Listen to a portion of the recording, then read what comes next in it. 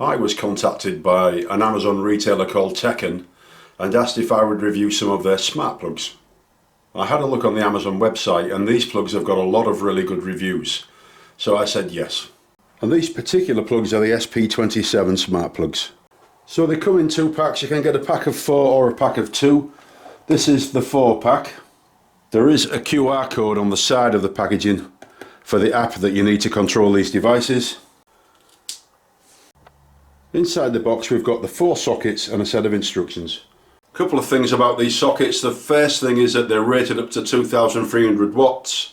That's 2.3 kilowatts. The second thing is that they will only operate on 2.4 gigahertz. So if your router doesn't support 2.4 gigahertz, if it's a 5 gigahertz router, then you will not be able to use these sockets and you'll have to look for something else.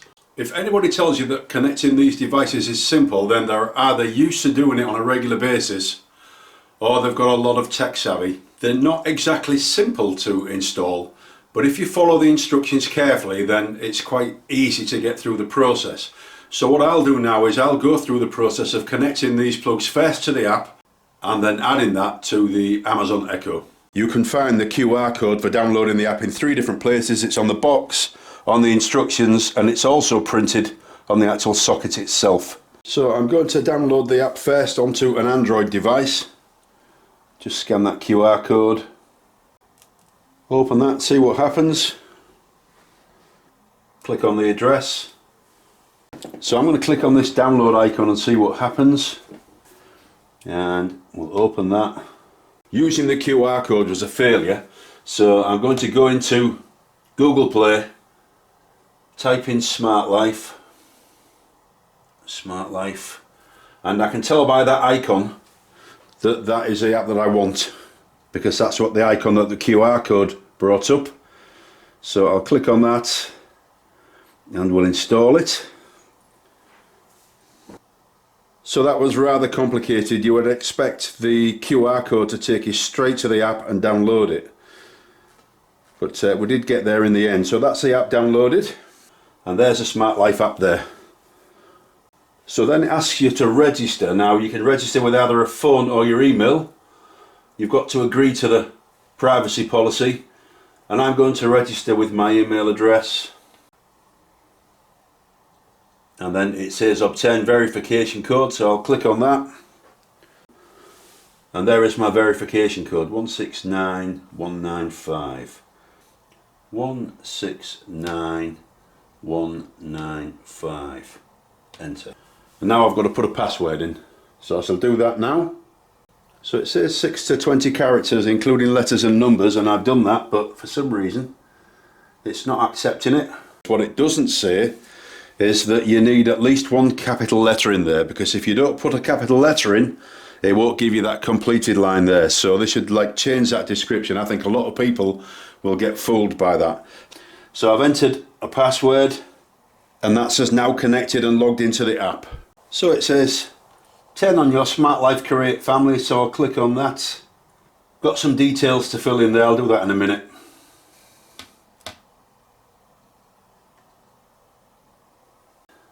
Right, so now we've reached the point now where we need to start adding the devices. So I don't personally like the idea of having to put locations and names into these things, but that's what you have to do on this particular app. So let's see what happens now that we try an iPhone. So we've got a website code there. It's asking us to go into Safari. Now that is better, it's taken me straight to the download for the app, so we'll download that. Then onto the App Store, and then we'll get that. Click on Smart Life, and then we've got to register again.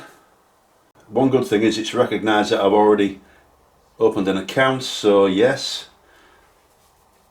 It's asking me for my password, so that's logged in.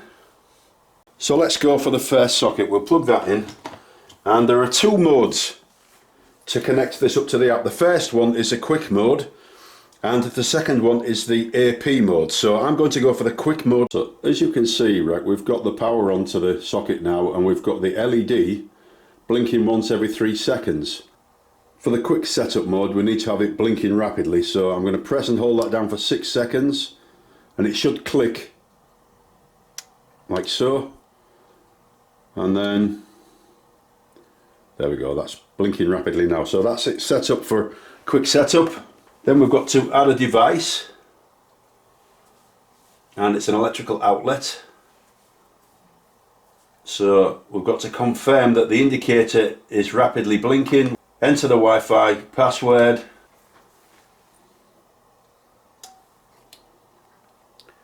Now that's just made a clicking noise, and I'm assuming that it's actually connected. In fact, you can see it's gone rapidly to 100%. So the device has been added successfully, so that was very easy. And we can change the name. Because I've got several sockets around the house, I'm going to call this Uno. So we'll take this one out. We'll put the next one in. Yep, that's rapidly blinking, so we'll put that back down. Duo, so that's D-U-O. I've switched over onto my iPhone, so I'm going to name that Trez. And then the last one, 10 points for anyone that can guess what this one's going to be called. Quattro. So that's all 4 sockets connected now. That was fairly simple. I never tried the AP mode because that's a little bit more faffing around, and there's no need to. The quick mode is quite simple. As you can see, it's obviously engineered to very tight tolerances because there is a fraction of a millimetre space there.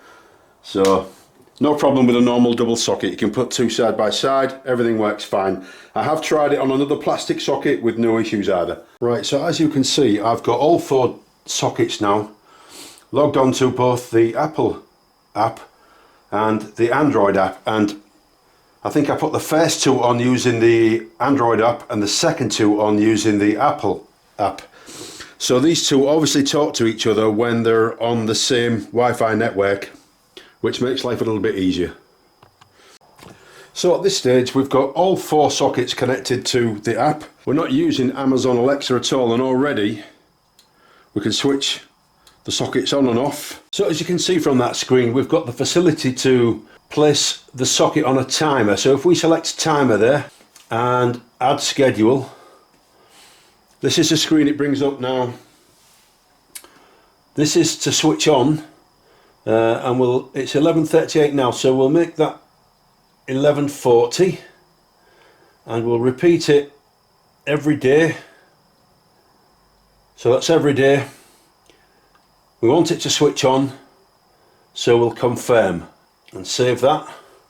So now we've got it switching on, we need to add another schedule to turn it off. So add schedule, we want 11:41. Repeat it every day, 1, 2, 3, 4, 5, 6, 7. And we want it to turn off. Confirm. Save. So now you can see we've got a schedule that will turn the socket on every day at 11:40 and turn it off every day at 11:41. Now this plus or minus 30 seconds. It's just gone on to 11:40. And that's it turned on. And that's it just switched on to 11:41. And that's it turned off. So it's very easy to set a schedule. You must remember that whatever you've got plugged into that socket needs to be turned on. If it's not turned on, then the socket won't do anything. The socket will turn on and off, but obviously it won't turn the light on because the light's not switched on. You must remember that. There's also like a little countdown timer that you can use. So now I'm going to show you how to connect this up to Amazon Echo. So I ended up doing it this way on my Android device. Open up Amazon Alexa, which you should have downloaded from Google Play. Go into devices. You'll see your smart home skills. Just click on that. So I've just been lucky there insofar as this has come up straight away, the Smart Life. It might not do that on your device. If that's the case, then just use the search option here, look. Just click on that now. And then it says enable to use, and that's enabling the skill. Before I actually got to this point, I had to put in the country that I'd registered, my username, which is my email address, and my password, and then it's taken me through there, and now it has been successfully linked. Now, so go onto the home page, click on devices, and then hit the plus button on the right hand side at the top there, Add device, slide down because we're going to add a plug. What brand is your plug? It's Tuya, so click on there, discover devices. It's discovered 4 devices, so click on choose device. So now if I come back to the home page, go into devices and look at plugs, you'll see there that we've got Uno, Duo, Tres and Quattro added to my device list. So now this is working with Amazon Alexa, and I can use Amazon Alexa to control these 4 sockets. That was quite complicated, but it is quite doable at the same time. Alexa, turn on Uno. Okay. Alexa, turn on Duo. Okay. Alexa, turn on Tres. Okay. Alexa, turn on Quattro. Okay. Alexa, turn off Quattro. Okay. Alexa, turn off Tres.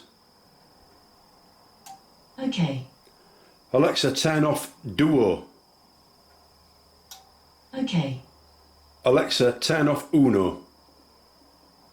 Okay. So that's just a demonstration of this system working on Alexa. So personally, I didn't really find that an easy process. It wasn't really difficult, but it was a lot of faffing around. And now it's nothing to do with this particular company, they're all the same. So I don't think you're going to find much difference no matter which set of smart devices you choose. And these are as good as any others. Other than that, I think they are a fine set of smart plugs. And actually moving your house forward into the smart era is a very wise choice, because you can get rid of all your old windy timers and electronic timers and do it all via your smartphone.